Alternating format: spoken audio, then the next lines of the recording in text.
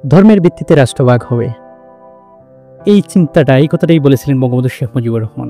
বঙ্গবন্ধু শেখ মুজিবুর রহমান যত চিন্তা করেছেন দেশকে নিয়ে, জাতিকে নিয়ে, যদি বলি পুরো পৃথিবীকে নিয়ে, সবচেয়ে সুন্দর এবং কার্যকারী চিন্তা ছিল এটাই, ধর্মের ভিত্তিতে রাষ্ট্রভাগ হবে। এখন পরবর্তী প্রেক্ষাপটটা একটু বলি। যদি এই পূর্ব পাকিস্তানের ক্ষমতা বা শাসনভার বঙ্গবন্ধুর হাতে থাকতো, তাহলে কি আমাদের দেশ স্বাধীন হতো বা রাষ্ট্র স্বাধীন হতো? এটা হচ্ছে আমার প্রশ্ন। তৃতীয় যে বিষয়টা হলো বঙ্গবন্ধু শেখ মুজিবুর রহমান হত্যাকাণ্ড। বঙ্গবন্ধু শেখ মুজিবুর রহমানকে কারা হত্যা করেছিল? এরা কারা ছিল? বিএনপি, জামাত, ভাম, ঢাম, ডান, নাকি অন্য কেউ, সাধারণ নাগরিক? আমি তো হত্যা করি নাই, সাধারণ কোনো মানুষ হত্যা করি নাই। বঙ্গবন্ধুকে হত্যা করেছিল কারা?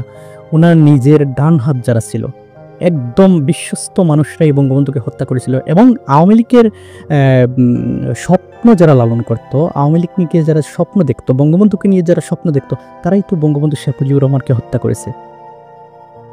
কেন হত্যা করা হয়েছিল সেই বিষয়গুলো আমরা সবাই কম বেশি জানি।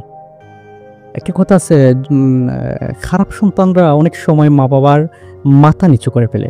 তো বঙ্গবন্ধুর বেলায় যেটা হয়েছিল, শুধু ওনার মাথাটা না, ওনার পুরো শরীরটাই ফ্লোরের সাথে একদম মিশিয়ে দিয়েছিল। এখানে অনেকগুলো বিষয় আছে, যেমন ছোট্ট রাসেলকে হত্যা করা হয়েছে, সে তো আসলে নিরপরাধ ছিল। কিন্তু ক্রোধ এমন একটা জিনিস, সেটা কোনো সীমা কাটা তার মানে না।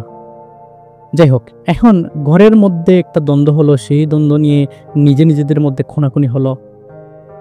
সেই সময় সেই প্রেক্ষাপটকে সামনে রেখে আপনি আমাকে বাধ্য করতে পারেন না শোক দিবস পালন করার।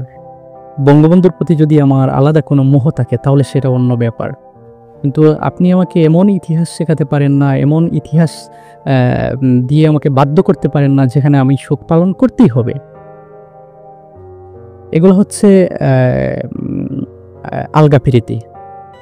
এখন বলি, বঙ্গবন্ধুর প্রতি যদি আপনার এত ভালোবাসা, আওয়ামী লীগের এত ভালোবাসা ছিল, তাহলে বঙ্গবন্ধু শেখ মুজিবুর রহমানের জানাজায় 17 জন মানুষ উপস্থিত হয়েছিল। আপনারা কোথায় ছিলেন? এখন তো অনেকেই বঙ্গবন্ধু প্রেমী।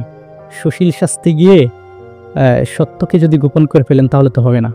মানুষ জানে বঙ্গবন্ধু শেখ মুজিবুর রহমানের জানাজায় কতজন লোক উপস্থিত হয়েছিল। আপনার যদি এতই প্রিয় লোক ছিল, আপনার যদি এত ভালোবাসার লোক ছিল, আপনার যদি মানে আদর্শ ছিল, তাহলে সেই দিন আপনারা কোথায় ছিলেন? বঙ্গবন্ধু সাহায্য চেয়েছিলেন, পান নাই।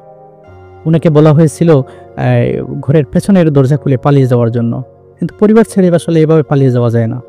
এটা কোনো পুরুষের পক্ষেই সম্ভব না, শুধুমাত্র কাপুরুষ হলে অন্য ব্যাপার। বঙ্গবন্ধু একজন সাহসী লোক ছিলেন নিঃসন্দেহ। আর সবচেয়ে দুঃখজনক বিষয় হচ্ছে, বঙ্গবন্ধু যে উপাধি, এই উপাধিটাও তো চুরি করা। তোফায়েল আহমেদ, মানে আমার নাম আর কি, ওনাকে তো সবাই চিনে। তো তোফায়েল আহমেদ যে উপাধিটা দিয়েছিলেন সেটাও আসলে দাঁড় করা একটা উপাধি।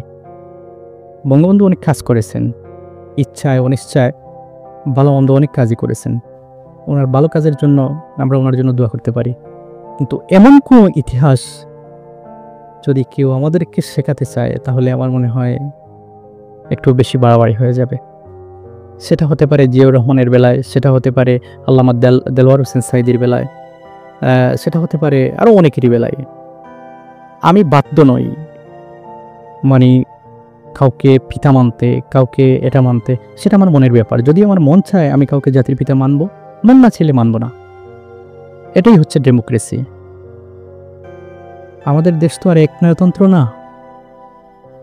আরেকটা বিষয় হচ্ছে যে স্বৈরাচার, বাংলাদেশের প্রথম স্বৈরাচার প্রতিষ্ঠা কিন্তু আমাদের মুজিব সাহেব, ওনার হাত ধরেই স্বৈরাচার প্রতিষ্ঠা হয়েছে।